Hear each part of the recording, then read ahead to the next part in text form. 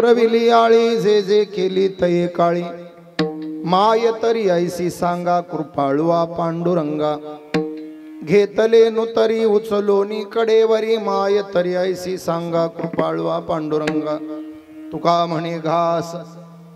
म्हणे घास मुखी घाली ब्रह्मरस माय तरी ऐसी सांगा कृपाळुआ पांडुरंगा विठाला विठाला विठाला विठाला विठाला मस्तक हे पायावरी या वारकरी संतांच्या श्री संतांची हे माता चरणावरी साष्टांग हे करी दंडवत काय माझी वाणी मानेल संतासी रंजवू चित्तासी आपुलिया प्राप्त स्थळी प्राप्त प्रसंगी सेवेकरिता निवडलेला अभंग संत श्रेष्ठ संत श्री तुकोबारा यांचा चार चरणाचा मातृशक्तीचं चिंतन करणारा आई म्हणजे काय माय म्हणजे काय त्याची इत्यंभूत व्याख्या करणारा भगवंताला आईच्या बरोबरीत आणणारा किंवा आईला भगवंताच्या बरोबरीत नेऊन बसवणारा अभंग आहे विठाला विठाला विठाला विठाला अभंगावरती विस्तारानं चिंतन करण्यापूर्वी महत्त्वाचा परिहार वैकुंठवासी हौसाबाई नाना बोडके आई साहेबांच्या पुण्यस्मरणार्थात वर्ष श्राद्धाच्या निमित्ताने त्यांच्या पाठीमागे असलेला त्यांचा संबंध परिवार नभाजी नाना बोडके त्यांचे सुपुत्र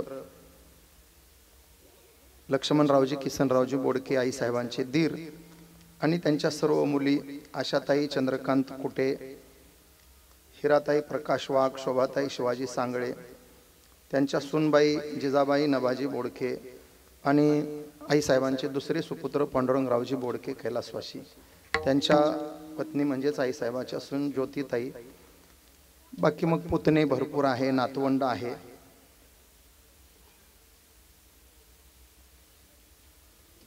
आई साहेबांचं माहेर गुळवंच हे परिवार आई साहेबांचे सर्व जावई आमचे सरपंच आहेत कुठे सरपंच सिन्नरकर मरळकर सगळे जावई आहेत सुना आहेत नातवंड आहेत पुतणे आहेत सगळ्यांच्या प्रती या माऊलीनं प्रेमाची भावना ठेवून सगळ्यांना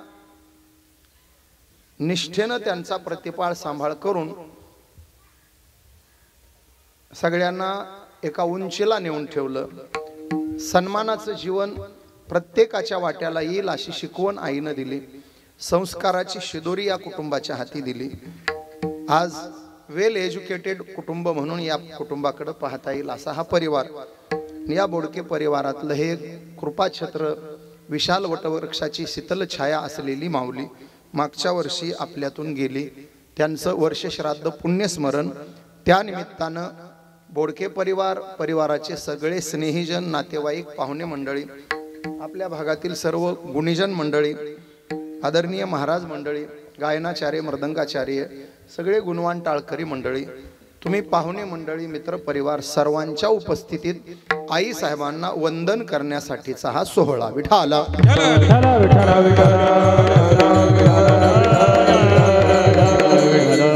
मानवी जीवनाच्या प्रवासात तीन लोकांना विशेष स्थान आणि विशेष महत्व आहे पहिलं देव आहे दुसरे संत आहेत आणि तिसरे मायबाप आहेत देव आपल्या जीवनामध्ये अविभाज्य आहे देव आहे म्हणून आपलं सगळं चाललंय आपल्या जीवनातून देव वजा करण्याचा प्रयत्न कोणी करायचा नाही मी नेहमी सांगत असतो हिंदू धर्माचं नुकसान अन्य लोकांनी कमी केलं आपल्यातल्या मूर्ख लोकांनी जास्त केलं तुम्ही पहा देशामध्ये 16 ते 17 कोटी मुस्लिम राहतात पण एकाही मुस्लिमानं अल्लाचं अस्तित्व नाकारलेलं नाही आपले किती बेशरम दाखवून द्यायचे तुम्हाला जे देव नाही म्हणतात 4 अक्षर शिकले डोक्यावरचे केस वाढले त्यांना वाटतं जगाचं ज्ञान आमच्या डोक्यात आलं नुसते केस वाढवून अक्कल वाढत नाही नुसते पुस्तकं वाचूनही अक्कल वाढत नाही ते ग्रंथ हातात लागावे लागतात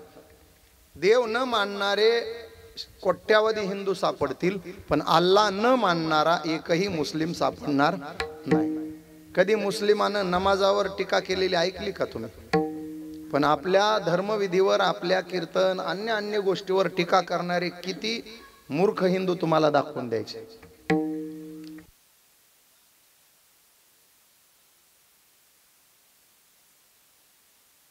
कृपाबद्दल सांगितलं, देवाच्या कृपेबद्दल सांगितलं. आम्ही डोळे झाकून त्याच्यावर विश्वास ठेवून निघालो. संतांचे पायी हा माझा विश्वास. आमचे संत खोटं बोलतच नाहीत, आमचा विश्वास आहे. आणि चुकून खोटा शब्द त्यांच्या तोंडून गेला तर तो खोटा राहत नाही, खरा होतो. तुका म्हणे खरे झाले एका बोले संतांच्या. मग देव आपल्या जीवनात पाहिजे. 2 वेळेला देवाचं दर्शन घेत जा. मी म्हणतो दर्शन राहू द्या, उगा हात जोडत जा असलेल्या जागेवर. रात्री झोपताना एक हात जोडा आणि सकाळी उठताना एक हात जोडा. झोपताना देवाला एवढंच सांगायचं, देवा तुझ्या कृपेनं झोपायला चाललो, सकाळी उठवायला ये. तू उठवायला आला तर ठीक, नाही तर गाव उचलायला आल्याशिवाय राहत नाही. आणि उठल्याबरोबर हात जोडायचे, बरं झालं देवा उठवलं. तू उठवलं नसतं तर चौघांनी तिकडं नेलं शेडमध्ये. रात्री त्याला हात जोडायचे, सकाळी उठवायला ये म्हणून. आणि सकाळी हात जोडायचे, बरं झालं उठवलं म्हणून. एक जण मला म्हटला मंदिरात गेलं पाहिजे का? मी म्हणलं गेलं पाहिजे का नाही, गेलंच पाहिजे. दिवसात एकदा तरी मंदिरात गेलंच पाहिजे. तो म्हटला बरं गेल्यावर देवाला काय मागितलं पाहिजे? मी म्हणलं मागण्यासाठी जायचंच नाही, त्यानं दिलेलं भरपूर आहे म्हणून जायचं. तुला अजून काय द्यायला पाहिजे?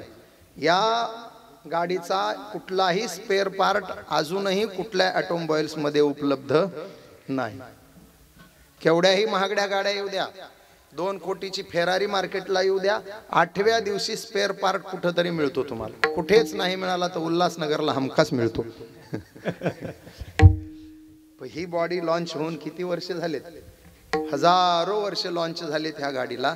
अजून हिचा हेडलाईट सुद्धा बदलता येत नाही. बाकी जाऊ द्या, हे हेडलाईट आहेत हे 2.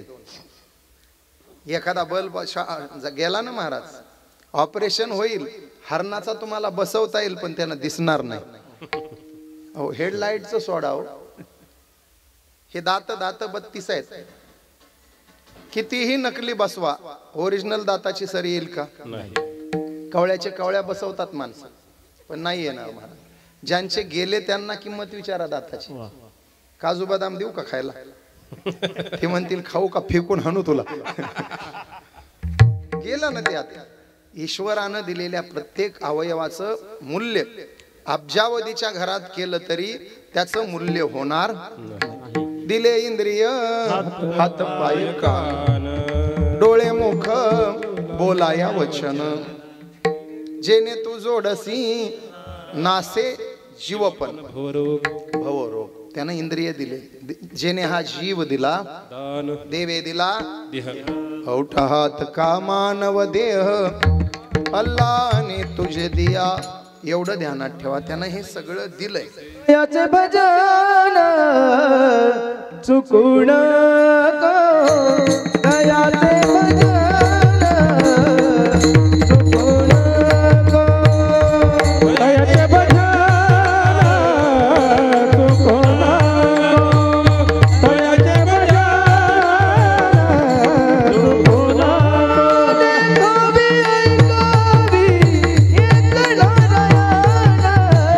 देखोबी ऐकोबी एक नारायण, दयाचे भजन चुकू नको, दयाचे भजन चुकू नको.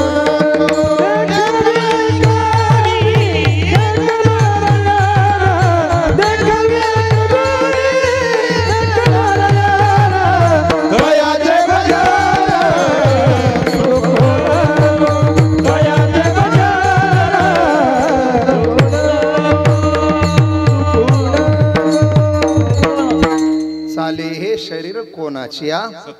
देखवी ऐकवी बस एवढी जाणीव ठेवायची. देव महत्वाचा आहे, दुसरे संत आहे. बघा महाराज मार्ग दावणी गेले, केले उपकार सांगू मी काय, बाप न करी आईस काय सांगू आता संतांचे उपकार. बाकी इतरांचं सोडा महाराज.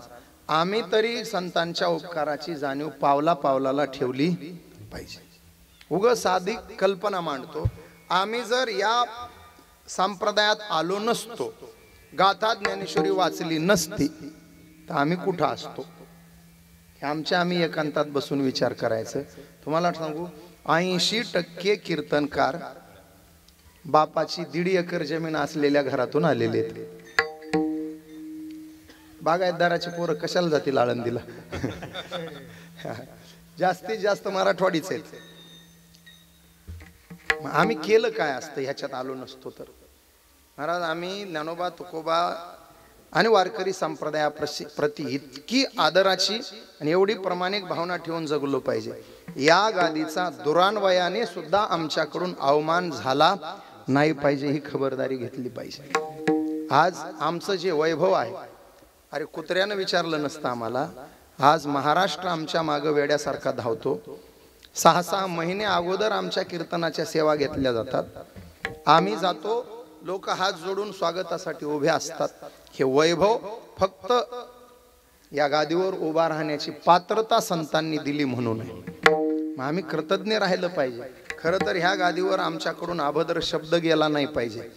संत वचनं सोडून सिनेमाची गाणे आणि जीभजोड गाणे आमच्या तोंडून गेले नाही पाहिजे. आमचे गुरुवर्य फार गोड सांगायचे महाराज. आमचा बाप फार श्रीमंत, पण आम्ही करंट्या कपाळाची निघालो त्याला करता काय? समर्थाचे पोटी आम्ही जन्मलो करंटी. जोग महाराज, आम्ही तर हो का, आमचं सासरही रुबाबदार आहे, आमचं माहेरही रुबाबदार आहे. लेकी आम्ही मोठ्या घरच्या आहेत आणि सासराही आमच्या मोठ्याच घरचा आहे. त्यामुळे इज्जतीतच राहावं लागतं आम्हाला महाराज. आम्ही भगवान बाबाच्या कुळातून येत असल्यामुळं लेकी भगवान बाबाच्या कुळातल्या आहोत, आणि जोग महाराजाच्या संस्थेत शिकल्यामुळं सुनबाई जोग महाराजाच्या संस्थेच्या आहोत. त्यामुळं आमचं सासर रुबाबदार, माहेर रुबाबदार. आम्हाला डोक्यावरचा पदर खाली घेऊन जमत नाही.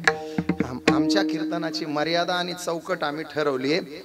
लोक काय करायचे ते करू महाराज, आम्हाला नाही करता येणार. आम्हाला बापाचंही नाव वाढवायचंय आणि सासऱ्याचंही नाव वाढवायचंय, जोग महाराजाचंही नाव सांभाळायचंय आणि भगवान बाबाची उंचीही टिकवायची आहे. त्याच्यासाठी आमची कीर्तनं तुम्हाला मर्यादेतच राहून ऐकायला मिळतील. विठाला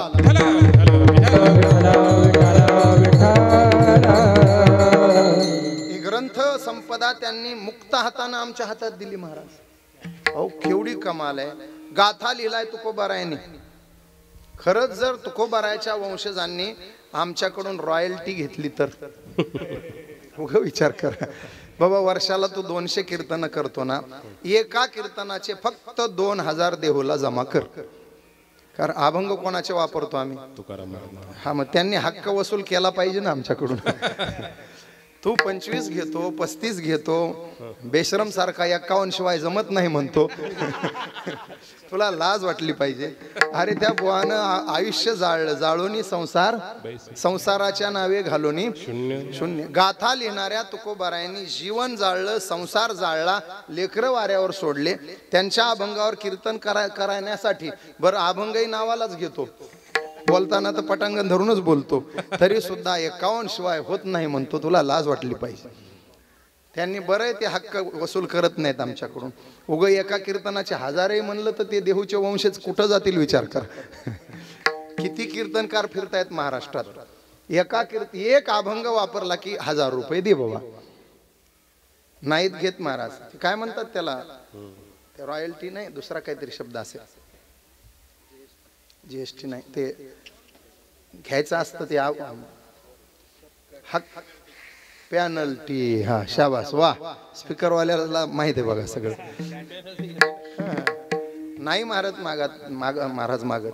कुठेतरी आम्ही ही कृतज्ञता जपली पाहिजे. अरे स्वतःच्या लेकरा बाळांची राख रांगोळी केली. आम्ही सदैव सोडके जवळी येता, अशा फक्कड महात्म्याने लिहिलेल्या अभंगावर आम्ही 50-50 लाखाच्या गाड्यात मिरवतो. 5-5 मधले आश्रम बांधायला लागलो. जरा तरी लाज वाटू द्या. त्यांच्या प्रती आमची कृतज्ञता असली पाहिजे. 2-2 कोटीची घरं, 10-10 कोटीचे आश्रम या अभंग वाङ्मयावर बोलून आम्ही उभे करत असू तर आजन्म आम्ही संतांच्या ऋणात राहिलं पाहिजे. विठाला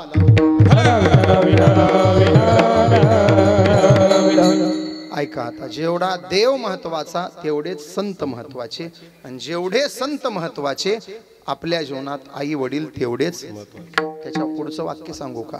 मी तर म्हणतो देवापेक्षाही 2 पावलं जास्त आई वडील महत्वाचे आहेत. देवापेक्षाही काकणभर जास्त महत्व आपण आई वडिलाला देत असू तर देव तुमच्यावर कधीच नाराज होणार नाही. सकळ तीर्थांची धुरे जे का माता पितरे. बघा आपल्या संप्रदायाचं वैभव सांगतो.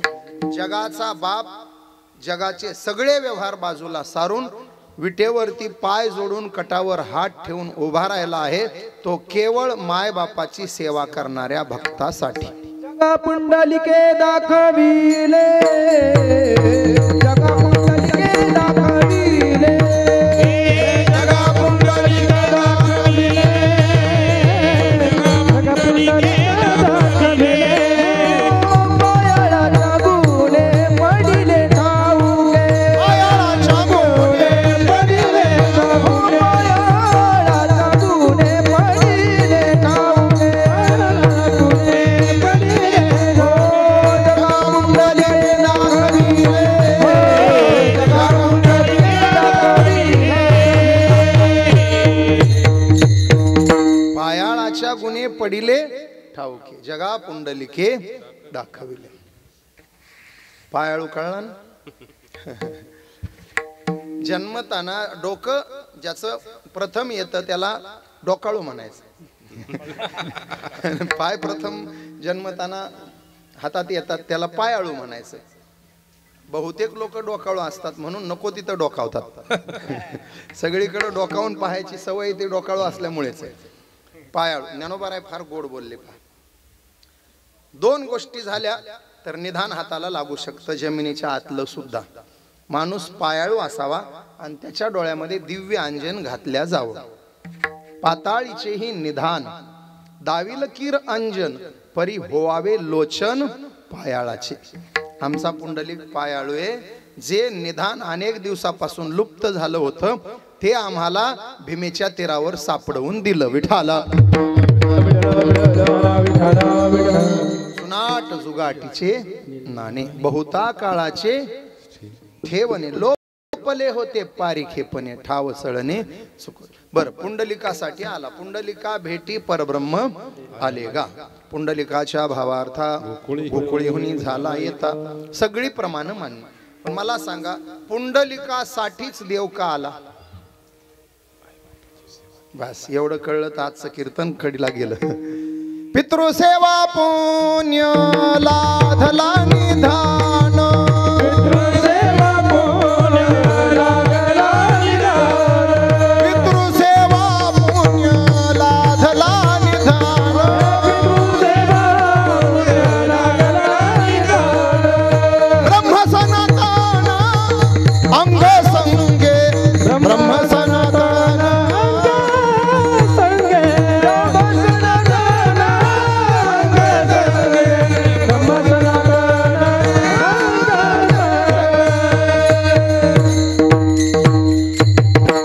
ब्रह्म सनातन अंग संगे. पितृसेवा पुण्य निधान लाधला. ब्रह्म लाधला, सनातन ब्रह्म लाधला, नुसता लाधला नाही, अंग संगे लाधला. पितृसेवा पुण्य, आई वडिलांची सेवा. बघा, जगाचा बाप खरं तर त्याच्या मागं काय थोडा व्याप आहे का महाराज? द्वारकेचा राजा होता तो. 16,108 बायकांचा संसार करत होता तो. बरं, एवढा स्वतःचा संसार सांभाळून पांडवांचा संसार सुखी करण्यासाठी उड्या मारत होता. द्वारकेचा राणा आहे पण आहे पांडवा घरी. एवढं सगळं किती व्याप आहे महाराज त्याच्या मागं. आणि तेवढा व्याप सोडून दिला हो. निमित्त केलं बायकोच्या रुसण्याचं. पुराणात अशी कथा आली पद्मपुराणामध्ये. राधिका कृष्णाची बालसखी बालमैत्रीण कृष्णाला भेटायला द्वारकेला गेली. तेव्हा देवाचं वय होतं 125 वर्ष. 125 वर्षाच्या भगवान श्री कृष्णाला भेटायला त्याची सखी बालसखी राधिका पोहोचली. राधिका द्वारकेत आली, थेट दरबारात गेली, जाऊन कृष्णाच्या मांडीवर बसली. ती रुक्मिणीला दिसली. ते पाहून रुक्मिणी रुसली आणि दिंडीर वनात येऊन बसली. रिपीट आगे नाही का एकदा. राधिका द्वारकेत गेली, दरबारात आली, कृष्णाच्या मांडीवर बसली. ती रुक्मिणीला दिसली. ते पाहून रुक्मिणी रुसली, दिंडीर वनात येऊन बसली. बायको रुसून गेली. मी पुरुष मंडळीला विचारतो, आपल्याकडे जर असं झालं, बायको रुसून गेली तर आपण काय कराल? दुसरं शाबास. असा काही डोक्यात विचार आणू नका. तिच्याच माहेरी जावं, तिच्या बापाचे पाय धरावे, तिची समजूत काढावी, चूक नसली तरी चुकलं म्हणावं आणि तिलाच गाडीवर डबल सीट घेऊन यावं. आमच्या देवानं तेच केलं. बायको रुसली, देव दुसरीच्या भानगडीत नाही पडले, तिची समजूत काढायला दिंडीर वनात आले आणि तिथं आमचे बुवा बसले होते आई वडिलांची सेवा करत. भगवान गेले, हो बुवा, गोऱ्या रंगाची साज श्रंगार केलेली, दागदागिन्यांनी नटलेली, शुभ्र आणि तलम असं वस्त्र परिधान केलेली एक लावण्यवती या दिशेनं आली आहे, माझी पत्नी आहे. पाहिली आहे का तुम्ही? पुंडलिकानं बसल्या बसल्या सांगितलं, बुवा माझी बायको 3 दिवस झालं कुठं गेली मला माहित नाही. मी आई वडिलाच्या सेवेत एवढा मग्न आहे, 3 दिवसापासून माझी बायको पाहिली नाही, तुझी पाहायला वेळ कोणाला?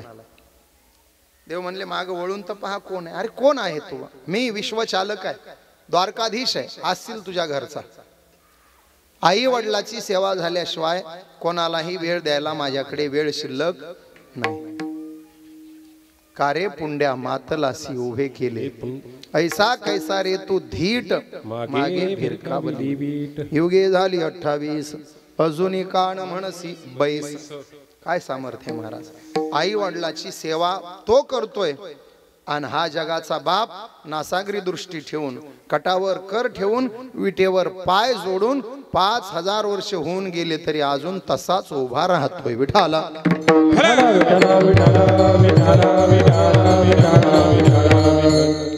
मग घडेल तेवढा आपण आई वडिलांच्या बाबतीत करावं. मी सांगणार आहे, आहेत तोपर्यंत काही गोष्टी कराव्यात आणि त्यांच्या मृत्यू पश्चात काही गोष्टी कराव्यात. जोवर आई वडील घरी आहेत ना, 1-2 गोष्टी सांगतो. आईच्या स्वाभिमानाला ठेच पोहोचू द्यायची नाही आणि बापाची मान खाली झुकू द्यायची नाही. आपल्या देहात शेवटचा श्वास असेपर्यंत, किंबहुना आपले आई वडील आपल्या सोबत जिवंत असेपर्यंत,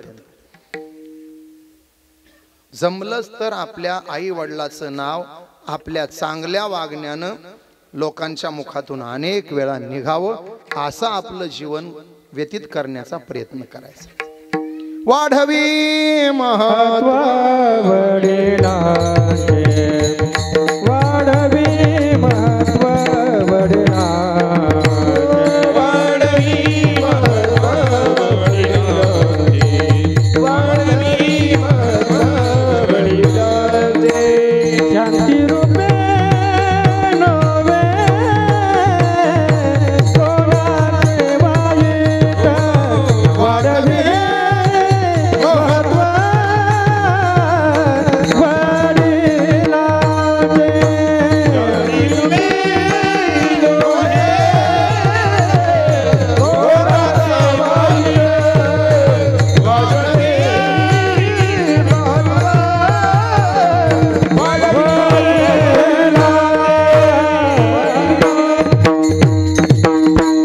वाढवी महत्व आहेत तोवर त्यांचा सन्मान जपण्याचा प्रयत्न आवर्जून करायचा. बघा, करता आलं तर बघा.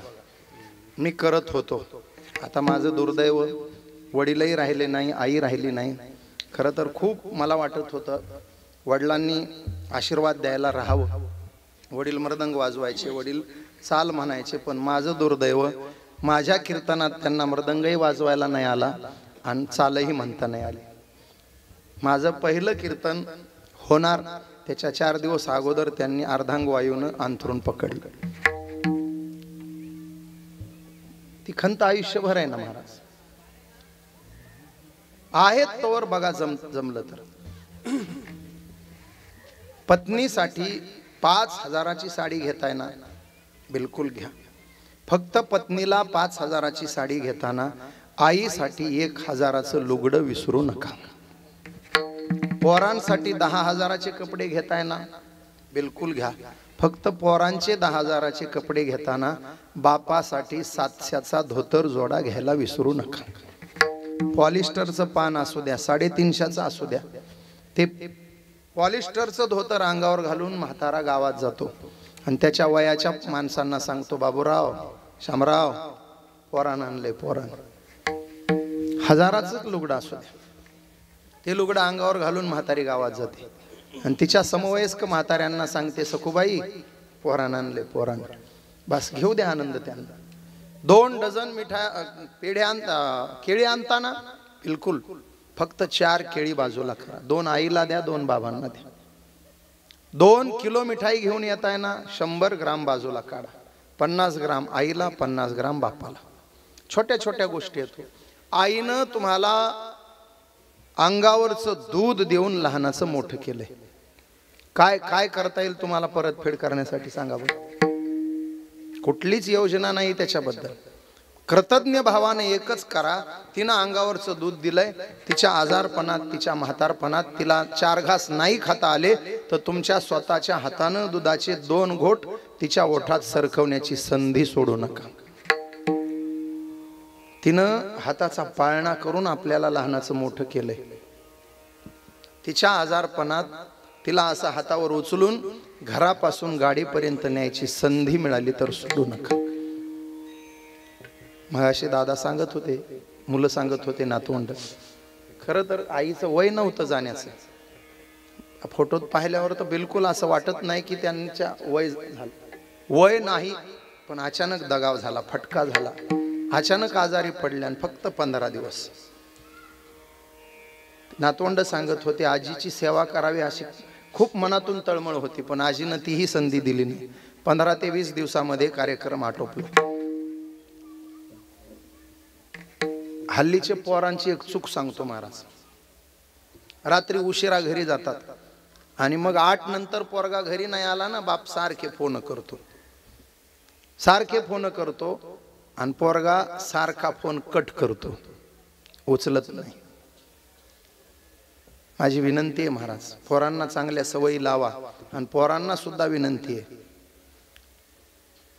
रात्रीच्या वेळी तुम्ही बाहेर असाल तर तुमच्या काळजीनं जर तुमच्या बापाचा तुम्हाला फोन येत असेल तर तो फोन उचला, बापाला 2 शब्द बोला.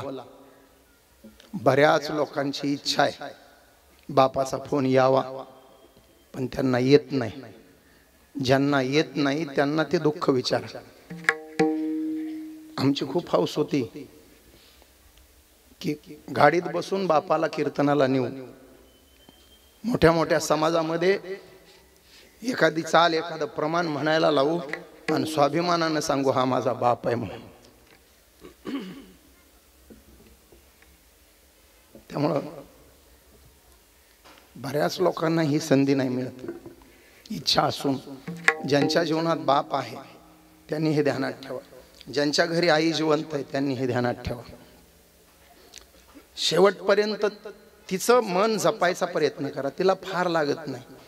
ती तुमच्या पंचपक्वान्नाची भुकेली नाही, चटणी भाकरी खाऊन राहायला तयार आहे. तिला मखमली गालीच्या नकोय झोपायला, घोंगड्यावर झोपायला ती तयार आहे. सकाळी 1 भाकरी, संध्याकाळी 1 भाकरी, बास 2 भाकरी ती तृप्त होणार आहे. तिला फक्त अपेक्षा तुमच्या गोड बोलण्याची, 2 प्रेमाच्या शब्दाची. मी आई 7 महिन्यापूर्वी गेली. माझी आई 92 वर्षाची होती. तोपर्यंत माझा नित्यक्रम होता. मी सकाळी आईला 4 शब्द बोलल्याशिवाय घरातून बाहेर पडत नव्हतो. बघा, लावून घ्या ह्या सवयी. सकाळी बसत जा आईजवळ, बाबाजवळ जाऊन 4 गोष्टी बोलत जा त्यांना.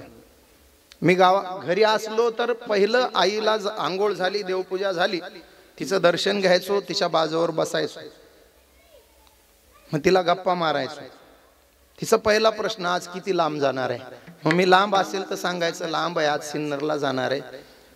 आईचं म्हणणं असायचं, रात्री प्रवास नका करू, थांबत जा तिकडं. मी म्हणायचो, नाही होत असतं. फक्त 4 शब्द बोलायचे.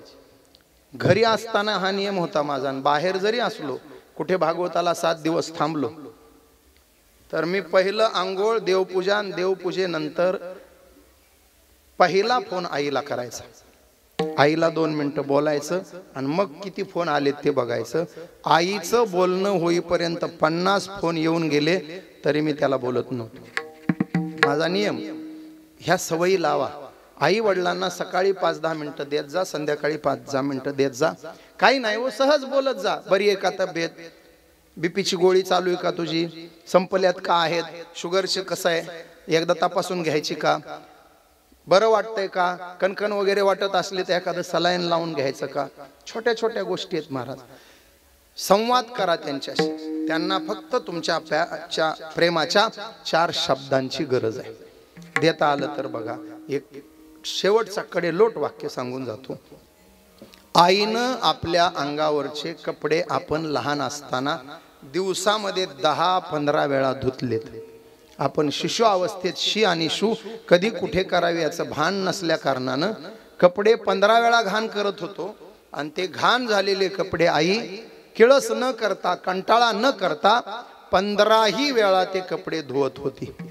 आपले घाण झालेले कपडे तिनं अनेक वेळा धुतलेत. आपल्याला काय करता येईल बघा, संधी मिळाली तर.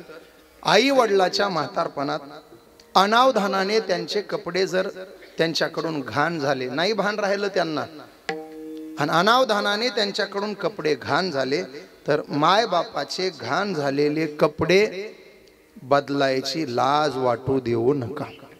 कीर्तनाच्या गादीवरून पांडुरंगाची शपथ घेऊन सांगतो, माय बापाचे घाण झालेले कपडे बदलायची तयारी ठेवा. तुम्हाला त्या कपड्यांमध्ये जगातल्या सगळ्या तीर्थांचं दर्शन झालेलं असेल. मी पदरचं बोलत नाही. माय बापे केवळ कासे, माय बाप केवळ कासे, माय बाप केवळ कासे, माय बाप केवळ कासे, तेने न जावे तीर्थासे, तेने न जावे तीर्थासे, कुंडलिक काय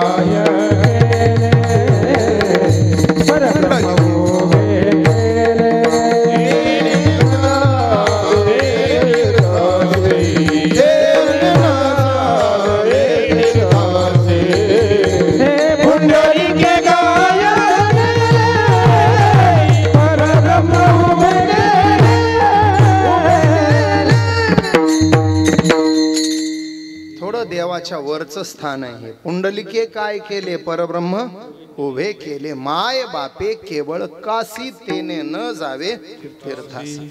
आईचा विधी आज आपण करतोय. एक आई आपल्या डोळ्यापुढे आणायचा अभंगातून प्रयत्न करायचा आहे. मातृशक्ती काय, आई काय. एका कवीची कल्पना फार गोड आहे. आई खरंच काय असते? आई वासराची गाय असते, आई लंगड्याचा पाय असते, आई दुधावरची साय असते. फमू शिंदेची असावी कविता आहे. मानवी जीवनात आई असते तोपर्यंत जीवन पूर्ण आणि परिपूर्ण असते. जीवनात जेव्हा आई नसते तेव्हा मानवी जीवन शून्य असते. स्वामी तिन्ही जगाचा आई विना भिकारी, सबसे बड़ी है माँ, पगले सबसे बड़ी है माँ,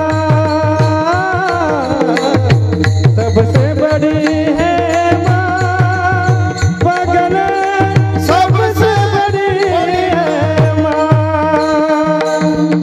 सबसे बड़ी है माँ, सबसे बड़ी है माँ,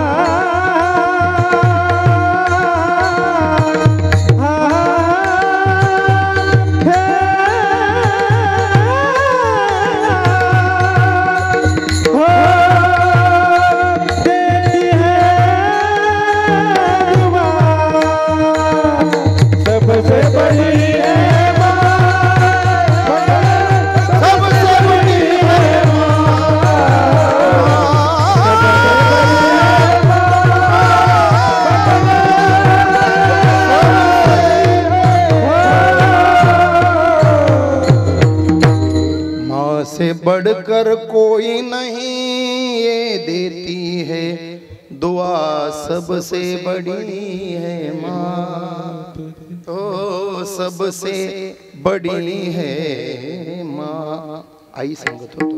पहा, आपल्या देशभक्तांना दोन गोष्टीचं आकर्षण आहे. रामायणातून सांगतो तुम्हाला. प्रभू रामचंद्र 14 वर्ष वनवास करून अयोध्येकडे निघाले. विमानातून उतरल्यावर प्रभूच्या पायाचा वेग वाढला, गती वाढली चालण्याची. तेव्हा सुग्रीव, विभीषण, अंगद, नळ, नीळ प्रभूला म्हणतात, प्रभू इतका वेळ शांत होता आपण, आता जशी अयोध्या जवळ येते तसं तुमच्या चालण्याचा वेग वाढतोय. त्यावेळेला प्रभू म्हणतात, 14 वर्षानंतर मातीला आणि मातेला पुन्हा भेटण्याचा आनंद काय असतो तो रामाला विचारा. जननी जन्मभूमिश्च स्वर्गादपि गरीयसे. जननी और जन्मभूमी स्वर्ग से भी महान है. प्रभूचे उद्गार आहे. तुम्हाला गोड वाक्य सांगतो. आपल्याला पहिलं माती कळावी आणि दुसरी माता कळावी. ज्याला माता आणि माती कळली त्याचं जीवन उज्ज्वल व्हायला वेळ लागत नाही.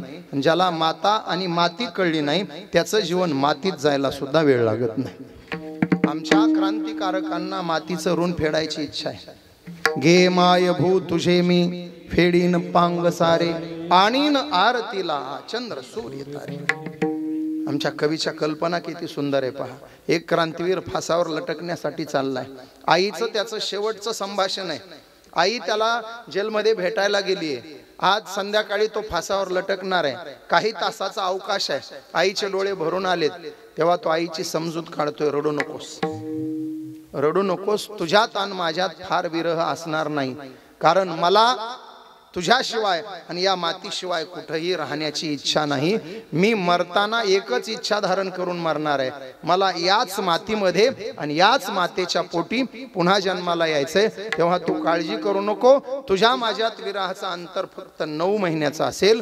9 महिन्यानंतर याच मातीमध्ये आणि तुझ्याच पोटी मी पुन्हा या देशाची सेवा करायला जन्म घेणार आहे. भेटेन 9 महिन्यांनी. ही सुंदर कविता ही आपल्या क्रांतिकारकांच्या भूमिका आहे. माता कळावी आणि माती कळावी, त्याचं जीवन सुवर्णमय व्हायला वेळ लागत नाही.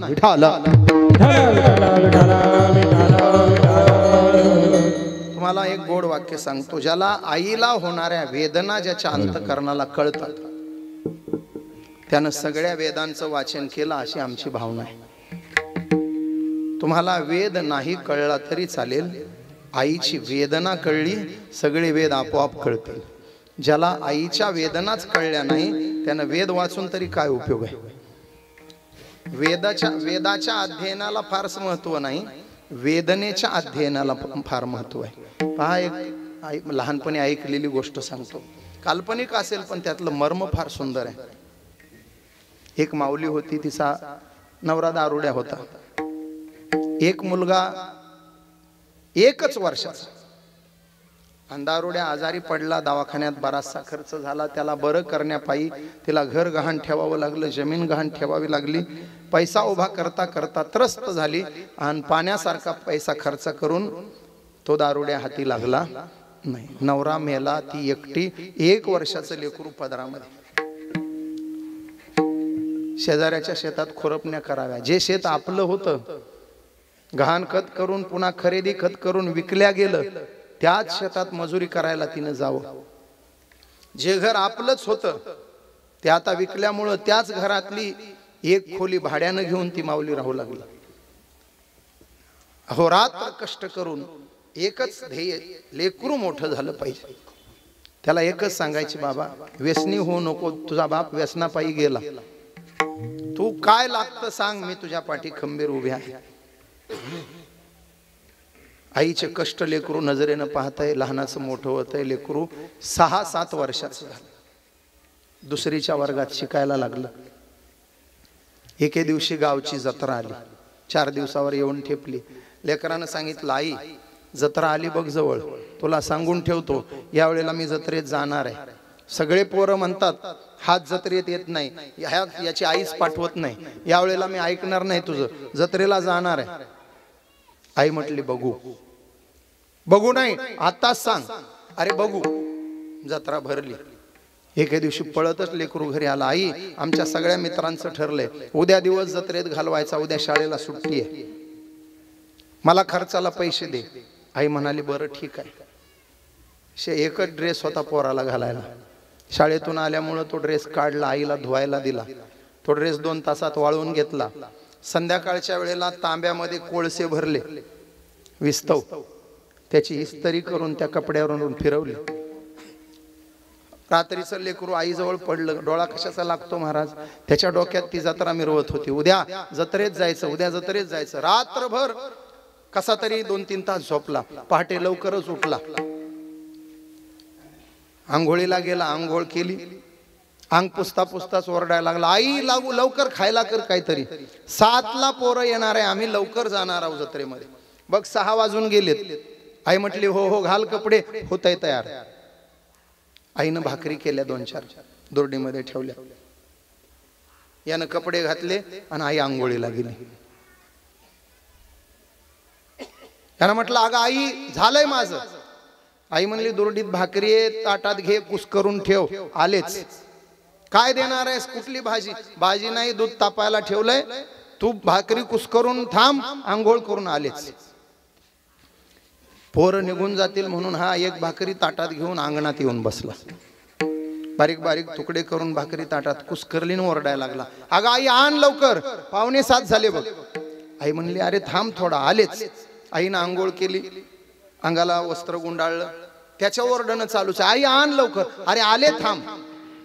दूध चुलीवर तापायला ठेवून गेली होती, ग्लासभर दूध, स्टीलचं पातेलं, खळखळ खळखळ दूध उकळलंय, पातेलं लाल बुंद झालंय.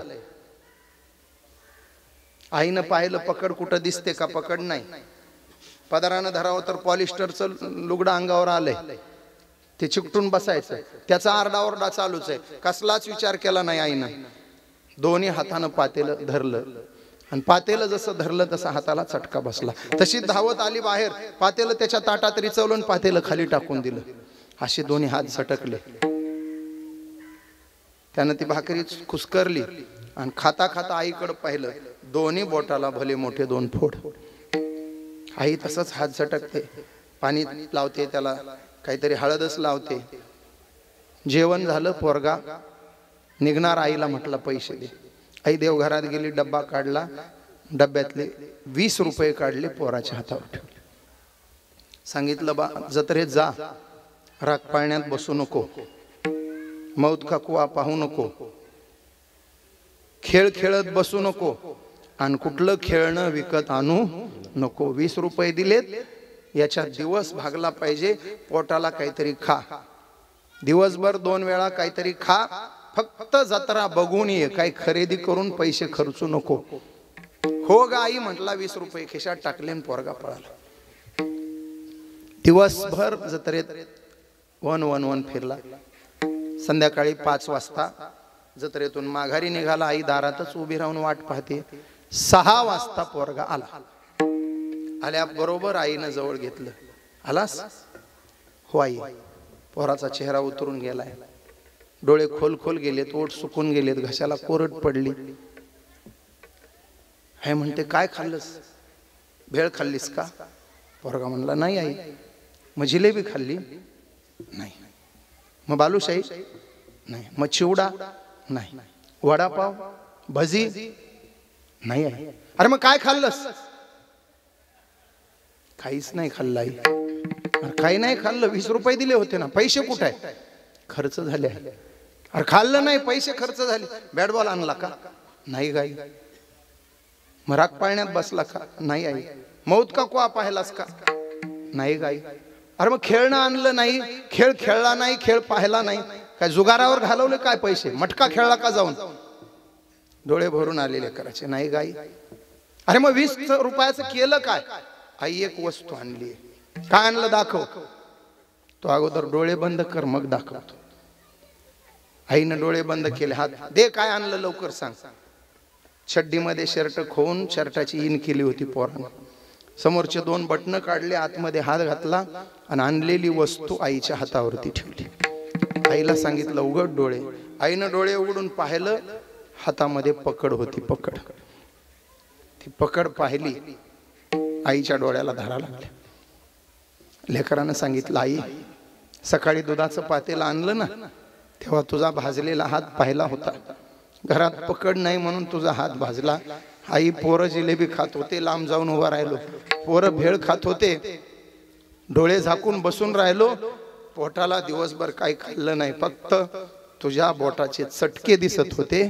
विचार केला पोटाला आज नाही तर उद्या खाईल, पण घरात एकदा पकड आली तर इथून पुढे पकड आहे तोपर्यंत आईच्या हाताला चटका बसणार नाही. आईनं जवळ घेतलं, पाठीवरून हात फिरवला आणि सांगितलं, धन्य झाले, आज कृतार्थ झाले. तुझा दारोड्या बाप मेल्याचं दुःख वाटत होतं, कपाळाचं कुंकू गेलं, तुला जीव लावणार कोणी नाही, तुझं कसं होईल. पण आजवर तुझ्यासाठी राब राब राबले, त्याचा आज चीज झालं. माझ्या हाताच्या चटक्याची तुला जाणीव आहे, याच्यात मी भरून पावले. याच्यातून एकच ध्यानात ठेवा, ज्या लेकराला आईच्या हाताचे चटके दिसतात त्यालाच तिच्या अंतकरणाच्या वेदना समजतात, आणि ज्याला तिच्या वेदना समजतात तो आमच्यासाठी पुंडलिकापेक्षा कमी अधिकाराचा आम्हाला वाटत नाही. विठाला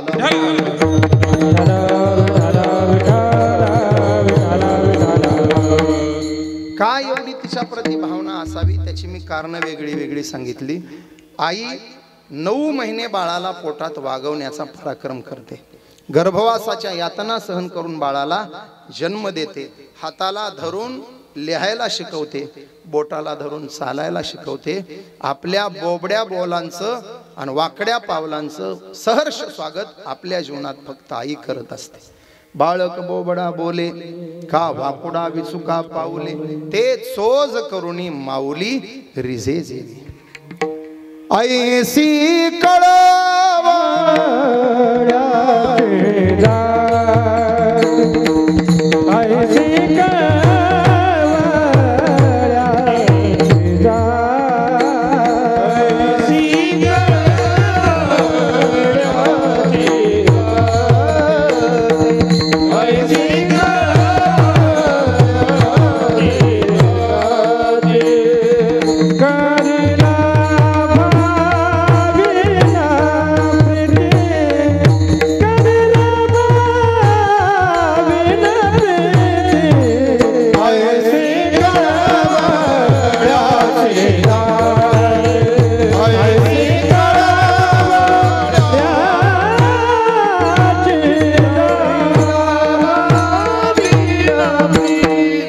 ऐसी कळवळ्याची जाते. ऐका, आई जीवाची असली तरी आईच असते, आणि आई देवाची असली तरी आईच असते.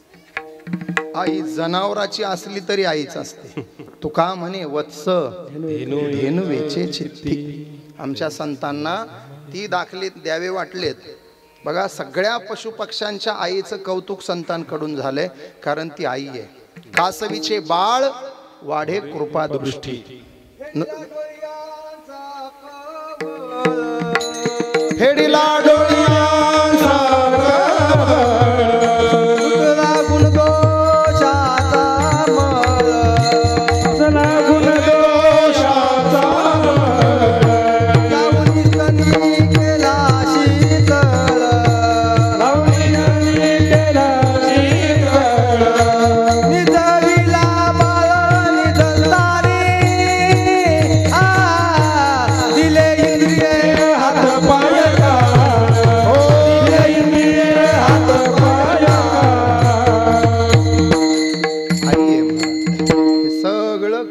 ती आई. जीवाची काय, संतांची काय, देवाची काय, पशुपक्ष्यांची काय. त्या सुगरण चिमणीचं, बाबा सुगरण चिमणीचं किती गोड वर्णन आलं त्या कवी बहिणाबाईंनी केलंय. बरं, हा एक फरक आपल्या बऱ्याच महाराज लोकांना कळत नाही. संत बहिणाबाई वेगळ्या आणि कवयित्री बहिणाबाई वेगळ्या. आमच्या एक भगिनी महिला कीर्तनकार झी टॉकीजवरून कीर्तन करत होत्या. मी आपलं टीव्ही लावून बसलो होतो आणि त्यांनी चक्क त्या कीर्तनातून म्हणाल्या, आपल्या संत बहिणाबाई काय म्हणतात. मी म्हटलं आता काय म्हणतात ऐकावंच. त्यांनी सुरू केलं, अरे संसार संसार जसा तवा चुल्यावर, आधी हाताले चटके मग मिळते भाकर. तीनदा म्हणली बाई महाराज.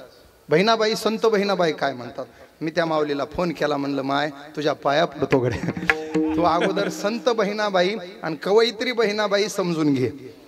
संत कृपा झाली इमारत फळा आली, हा प्रसिद्ध अभंग रचना करणाऱ्या संत बहिणाबाई शिवूरकर तुकोबारायाच्या एकमेव स्त्री शिष्या आणि आर्य संसार संसार लिहिणाऱ्या विदर्भातल्या कवयित्री बहिणाबाई ह्या दोघी जणी वेगळ्या आहेत एवढं समजून घे. आणि मग राष्ट्रीय कीर्तनकार लावून कीर्तन कर विठाला.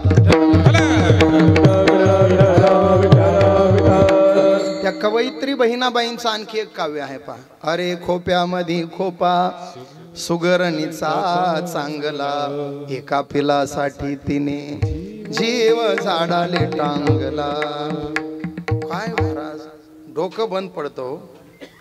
कुठं इंजिनिअरिंग केलं असेल, कुठून प्लॅन मागवला असेल, कोणता आर्किटेक्ट बोलवला असेल, काय बांधकाम अप्रतिम असतं महाराज. 4 गोष्टी शिकायच्या पहा चिमणीकडून. 4 गोष्टी. बांधकाम जर करायचं, घर कोणाला बांधायचं असलं तर चिमणीचा अभ्यास करा. पहिलं तर तिची जागेची योजना बघा कशी आहे. आपण जागा घेताना काय करतो, कोस नसली पाहिजे, शक्यतो दक्षिणमुखी टाळतो आपण. चौकोन असला तर आणखी उत्तम, आणि त्यातले त्यात एल कॉर्नर मिळाला तर बघायचंच काम नाही. 2 रस्ते मिळावेत. किती बारकावं. त्या चिमणीची जागा बघा किती सुंदर आहे. विहिरीमध्ये विहिरीच्या आत लोंबणारी फांदी, विहिरीच्या कडचं झाड आणि विहिरीत लोंबणारी जागेची योजना. ती जागा का, तिला माहित आहे नागोबा कधी पिलांवर हल्ला चढविल सांगता येत नाही. मग नाजूक फांदीला ती बांधते. साप आलाच तर त्याच्या वजनानं फांदी खाली झुकली पाहिजे, आणि साप निष्ठून विहिरीत जागा. जागेनंतर बांधकामाचं मटेरियल बघा बरं.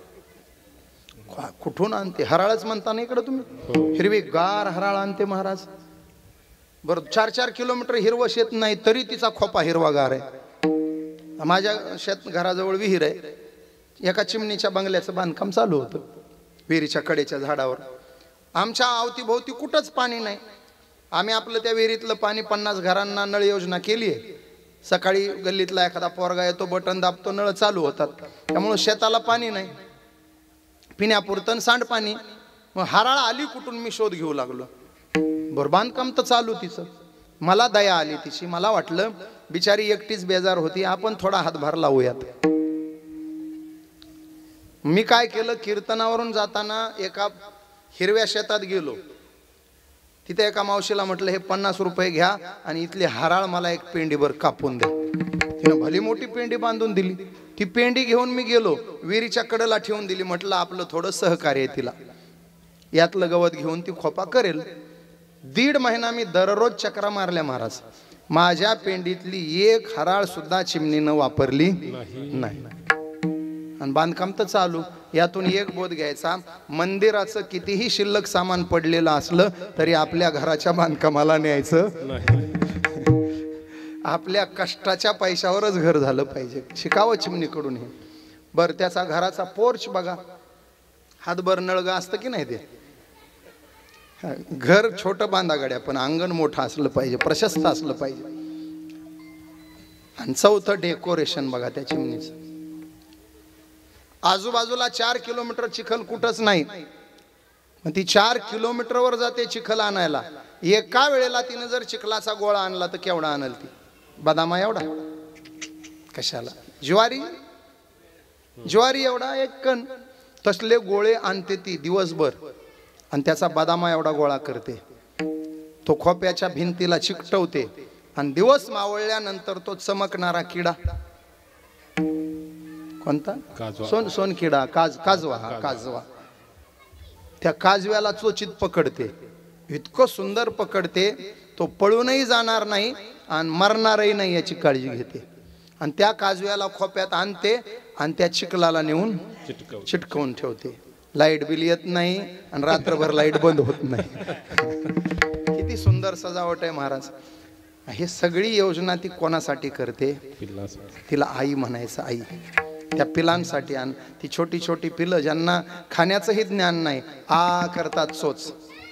दिवसभर इथं जाईल तिथं जाईल, एवढा एवढा धान्याचा कण चोचीत घेऊन त्याच्या चोचीत आणून घालल. ते आमच्या किती गोड अभंग लिहिलेत महाराज.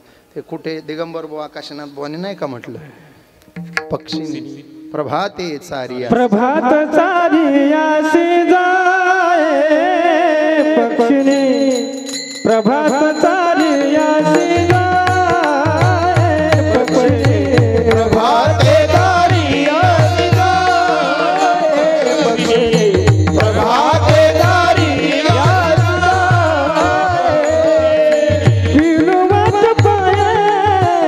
पिलुवात पाये उपवासी पक्षिणी, प्रभात चारियासी जाए पक्षिणी, प्रभाते चारियासी जाए.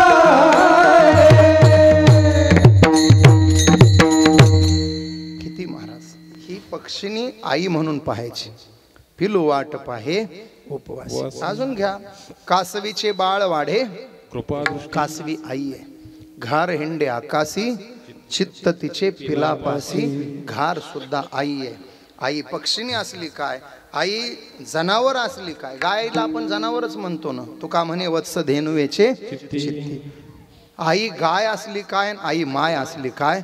गाय असो अथवा माय असो, लेकरावर आणि वासरावर प्रेम करणारं अंतकरण तिच्याकडं असतं. तिला माता म्हणायचं. विठाला या 2 अक्षरांनी जगाचा बाप भारावून गेला महाराज. विश्वाचा जनिता म्हणे यशोदेसी. हो, तो गोकुळात आलाय तो नटखट लीला करण्यासाठी नाही. त्याला आईच्या मांडीवर लोळायचंय, आईचं स्तनपान करायचंय, आईकडून स्वतःचं लांगुल चालन करून घ्यायचंय, लाड करून घ्यायचे. त्याला आई म्हणून हाक मारण्याची इच्छा झालीये, म्हणून तो नटखट वागतोय. माती कशासाठी खातोय? माती खायची ती फक्त आईनं जाब विचारावा आणि याला मग जीवाच्या आकांतानं आई म्हणून ओरडता यावं. आई ग आई नाही खाल्ली मी माती. बळीराम दादा हो बळीराम दादा खोट बोलतो बळीराम दादा. घेतो को भांड माझ्यावरी, आई ग आई नाही खाली. खर तर तो बाप आहे का नाही? तो जगाचा बाप आहे. पण विठेवर उभा राहताना त्यानं आमची आई म्हणून उभा राहिला. आम्हाला त्याला विठ्ठल म्हणण्यापेक्षा विठाई म्हणण्यामध्ये जास्त आनंद वाटतो. विठ्ठल बाप माय चुलता, विठ्ठल भगिनी आणि माझी विठाई किठाई कान्हाई कृष्णाई. ती आमची विठाई आहे, ती किठाई आहे, ती आमची कान्हाई आहे, ती कृष्णाई. तुम्हाला खरं सांगू, पंढरीत आम्हाला विठोबा म्हणण्यापेक्षा विठाई म्हणायला आवडतं आणि आळंदीत ज्ञानोबाराय म्हणण्यापेक्षा माऊली अथवा ज्ञानाई म्हणायला आवडतं. विठाला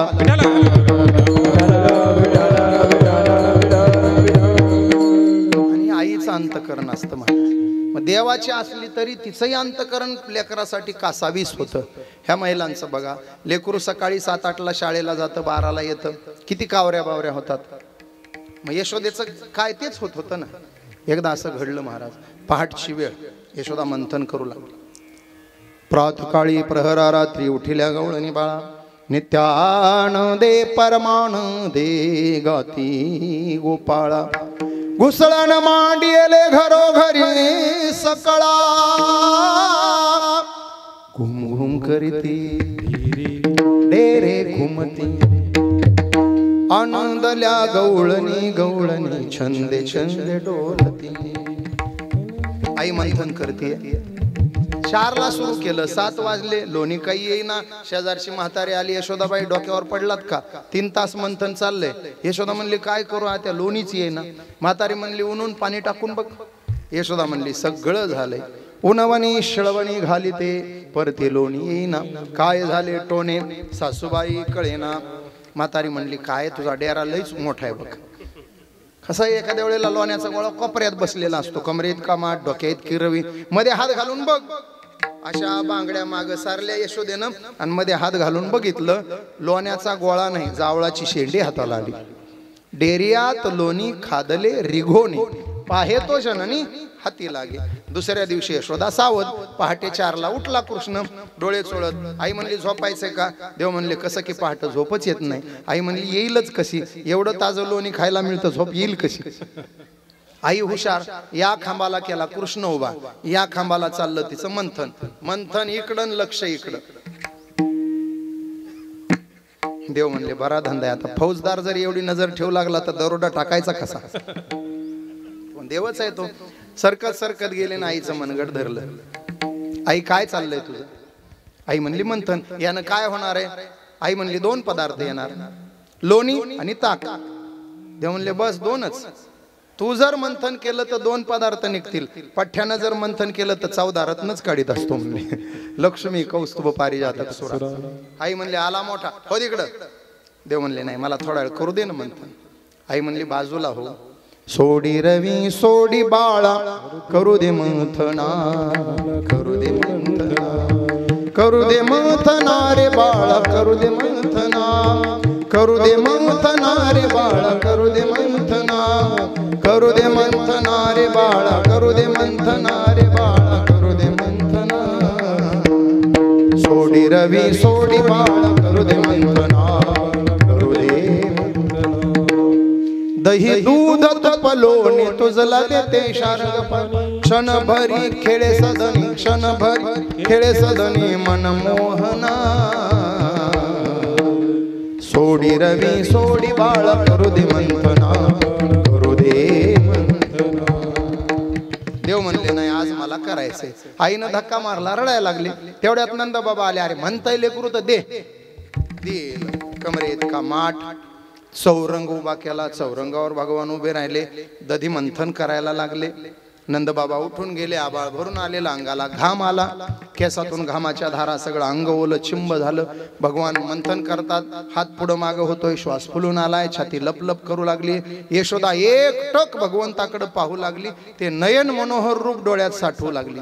मानेवर रुळणारे कुरळे कुरळे केस, उंच भरीव कपाळ, धनुष्याकृती भुवया, आठाच्या कड्यासारखं नाक, त्रिकोणाकृती हनवटी, सफरचंदासारखे गाल, गुलाब पाकळ्यासारखे ओठ, सावळावर्ण, डोक्याला मोर पिसांचा तुरा, गळ्यामध्ये रान फुलांची माळा, कर्दळीसारख्या मांड्या, त्याच्यावर पिवळा पितंबर, त्याच्यावर शेला गुंडाळ्याला, त्यात बासरी खोवलेली. प्रसन्न वदनानं हसल्यामुळे 4 दात दिसू लागले देवाचे. प्रहसन्नीव भारत असं गीतेत त्याच्या हास्याचं वर्णन आहे. 4च दात दिसतात देवाच्या हसल्यावर. आणि खरं सांगू का, हसताना दात दिसले पाहिजे 4 तरी. जे लोक गालातल्या गालात हसतात भरोसाच नाही यांचा महाराज. मिश्किल असतात, मिश्किल. कधी गेम करतील सांगता येत नाही. मोकळ्या मनानं खळखळ हसणारे लोक पाहिजे. देव प्रसन्न हसले आणि यशोदेकडे असं पाहिलं. हसल्यामुळे डाव्या गालाला खळी पडली देवाच्या. घाम आलेला होता. घामात तो चिधार गालावरून गेली. एक थेंब त्या खळीमध्ये विसावला. माळवदाच्या सवण्यामधून सूर्यकिरण आतमध्ये आले आणि एक सूर्यकिरण गालावर पडले. त्या गालावरच्या थेंबावर सूर्यकिरण पडल्यामुळे त्या प्रकाशानं तो थेंब हिऱ्यासारखा चमकू लागलाय. आणि त्या प्रकाशात कृष्णाचा चेहरा आणखीनच उजळून दिसू लागला. टपकन डोळ्याला पाणी आलं यशोदेच्या. अंगावर काटा उभा राहिला. मनात विचार आले, किती गोड दिसतं माझं लेकरू. माझीच नजर लागायची. पटकन उठली. रवीचा दोर हिसकावला. देवाला उचललं, मांडीवर घेतलं. पदरानं सगळ्या अंगाचा घाम पुसून घेतला. कोरड्या कपड्यानं केस पुसून घेतले. लांब सडक केस होते ना मानेवर. मांडीवर घेतलं आणि केसातून अलगद बोट फिरवू लागली आई. जसा केसातून हात फिरवला तसं प्रेम पाहणा दाटून आला. भगवंताला पदराखाली घेऊन आई स्तनपान करू लागली. यानं 2 घोट दूध पिलं आणि अचानक दूध प्यायचं सोडून दिलं. पदरातून तोंड बाहेर काढलं आणि आईला विचारलं, आई खरं सांग बरं, मी तुला किती आवडतो. टपकन डोळ्यात पाणी आलं यशोदेच्या आणि सांगितलं, हे बघ देवा, तुझी शपथ घेऊन सांगते, माझ्या जीवापेक्षा जास्त मला तू आवडतो. विठाला विठाला